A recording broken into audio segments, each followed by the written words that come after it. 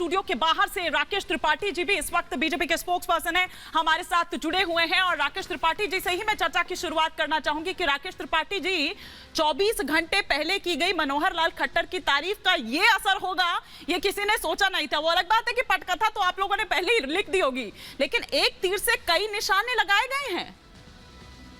हेमाली जी, मुझे लगता है ये भारतीय राजनीति में भारतीय जनता पार्टी की राजनीति को देख करके लोगों को सीखना चाहिए, समझना चाहिए कि कितने अनुशासन के साथ, बिना किसी उठापटक, बिना किसी असंतोष के कैसे पार्टी के नेतृत्व आपस में बैठ करके परामर्श करता है और जिस नाम के जिस चेहरे पर मोहर लगा देता है, सब मिलकर के उसको कैसे सहजता के साथ स्वीकार करते हैं। मुझे लगता है इसको सबको सीखना चाहिए, समझना चाहिए। भारतीय राजनीति में परिवर्तन हमेशा जो प्रकृति का शाश्वत नियम है उसको स्वीकार। मनोहर लाल खट्टर जी ने एक बहुत सफलता के साथ सरकार चलाई है और तब जब लगातार ये बात कही जाती थी कि हरियाणा में कोई जाट मुख्यमंत्री ही बनाना चाहिए, सारी जातिगत राजनीति को दरकिनार करके मनोहर लाल खट्टर जी ने एक सफलता अपना कार्यकाल चलाया और भारतीय जनता पार्टी के नेतृत्व ने परामर्श करके स्थानीय नेतृत्व के साथ ये परिवर्तन किया है और परिवर्तन हमेशा सकारात्मक बदलाव लेकर के आते हैं। भारतीय जनता पार्टी ने जहां जहां भी इस तरह के परिवर्तन किए हैं, इसकी भूमिका क्या होगी? आपने अभी मध्य प्रदेश के, राजस्थान के और छत्तीसगढ़ के चुनाव परिणामों को देखा है कि कैसे भारतीय जनता पार्टी ने मध्य प्रदेश में आपसे कुछ कहना चाह रहे हैं त्रिपाठी जी, ये अब चुनावी मौसम में, ऐसे में जब ठीक चुनाव सर पर हो, तारीखों का ऐलान होने वाला हो, हरियाणा में भी उसके बाद अक्टूबर में चुनाव है, 6 महीने बाद वहां पर भी चुनाव है, ऐसी नाराजगी अनिल विज की तो नहीं मोल ले पाएंगे आप? मुझे लगता है कि अनिल विज जी की नाराजगी की जो खबर आपके पास है, खबर इसको थोड़ा चेक करिएगा। मुझे पूरा विश्वास है कि अनिल विज जी की कोई नाराजगी नहीं है। जानबूझ करके इस तरह की भ्रामक खबरें फैलाने का प्रयास विपक्ष कोशिश करेगा कि कैसे असंतोष दिखाया जाए। अभी मैंने देखा कि आपके पैनल में लोग कह रहे हैं कि विधायक दल के साथ संवाद नहीं किया। विधायक दल की बैठक बीच में छोड़कर क्यों चले गए? जैसे नायब सिंह सैनी का नाम अनाउंस होता है, वो कह रहे कि भैया मैं भी तो 6 बार का विधायक हूँ। नहीं, बिल्कुल उन्होंने कहीं भी कोई असंतोष जाहिर किया हो आपके स्क्रीन पर, आपके चैनल पर, आपके कैमरा पर, आपके माइक आईडी पर, तो निश्चित तौर पर उसे दर्शकों के साथ साझा करिए। मुझे पूरा विश्वास, मैंने इसीलिए कहा ना कि भारतीय जनता पार्टी के अनुशासन को देख करके मेरा एक सवाल है, राकेश जी ये बताइए कि देश का अगला नया संविधान क्या होगा, ये बताइए। सबसे बड़ी बात ये बताइए, संविधान क्या होगा जो आपने गोल पोस्ट चेंज करने? आइएगा, मैं जान, एक बार पहले अनिल विज पर तो जवाब पार्टी के भीतर जब नेतृत्व कार्यकर्ताओं से संवाद नहीं होता, जब संवादहीनता होती है तो दल टूट जाता है। भारतीय जनता पार्टी में कभी टूटन नहीं होती। भारतीय जनता पार्टी हमेशा एक टूट चट्टान रहती है।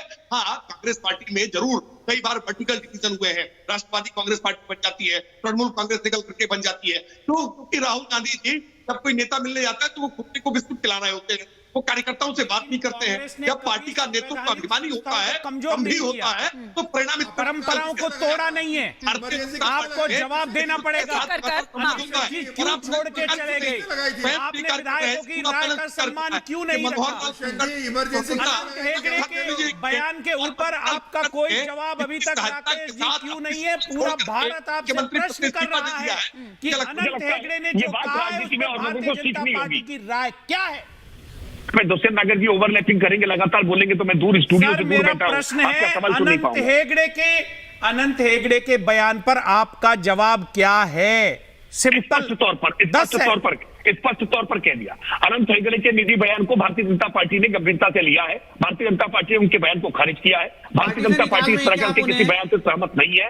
एक बात और स्पष्टता से कह दूं, देखिए संविधान में संशोधन की जो बात कर रहे हैं ना, संविधान में 100 से ज्यादा संशोधन हुए हैं और सर्वाधिक संशोधन तो कांग्रेस के रिजीम में हुए हैं।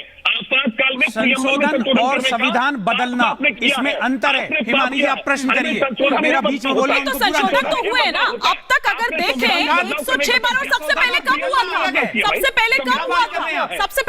था? बताइए। भावना को बदला जाएगा। मैं समीर जी का रुख करूंगी, ये डिमोशन है कि प्रमोशन है?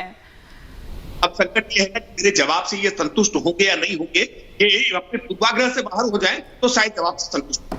भारतीय जनता पार्टी एक राजनीतिक संगठन है। भारतीय जनता पार्टी तो किसको देगी, पार्टी में कौन नेतृत्व में किसकी भूमिका क्या होगी, पार्टी तय करेगी ना, कोई दूसरा व्यक्ति नहीं तय कर सकता है। विधायक दल की बैठक हुई है, विधायक दल की बैठक ने बाकायदा तय किया है कि हम नायब सैनी के नेतृत्व में हरियाणा में काम करेंगे। इसके बावजूद बाहर बैठकर के आलोचना कर रहे हैं कि लोकतंत्र खतरे में आ गया, लोकतंत्र को चोट हो गई है। अरे भाई विधायक दल ने बैठक की है, बीजेपी राजनीतिक पार्टी है और उसमें नेतृत्व तय करेगा और बाकी दलों में होगा तो ये सवाल उठाएंगे, ये मीडिया में आकर दिन भर चिल्लाएंगे। वाह रे वाह,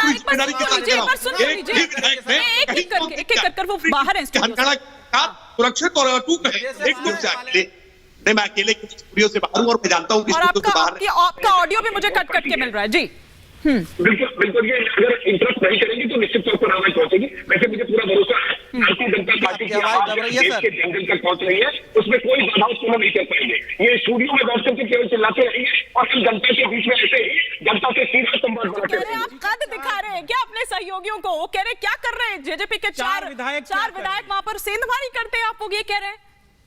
देखिए मान लीजिए, मुझे लगता है जब भी गठबंधन की राजनीति का इतिहास लिखा जाएगा तो उसमें भारतीय जनता पार्टी ने अपने अलायंस पार्टनर्स के साथ सबसे ज्यादा उदारतापूर्वक व्यवहार किया। अब देखेंगे कि 2014 के लोकसभा चुनाव में भी Bharatiya Janata party single general दल के तौर पे एक अकेले दल के तौर पर हमें देखिए हिमानी जी, आप इनको अवसर देती है बिन मांगे सलाह ये सलाह क्या करते हैं भारतीय जनता पार्टी की बात आपकी सलाह सुन लिए करते हैं, लेकिन भारतीय जनता पार्टी के पास एक सशक्त मार्गदर्शक मंडल है, भारतीय जनता पार्टी के पास एक फोरम है। यहाँ तो सलाह सुनी नहीं जाती है ना, आला कमान सुनता ही नहीं है, वो वक्त ही नहीं देता है, तो फिर अब सलाह कहीं तो देंगे ना। अब आप भी उनको निराश कर रहे हैं, लेकिन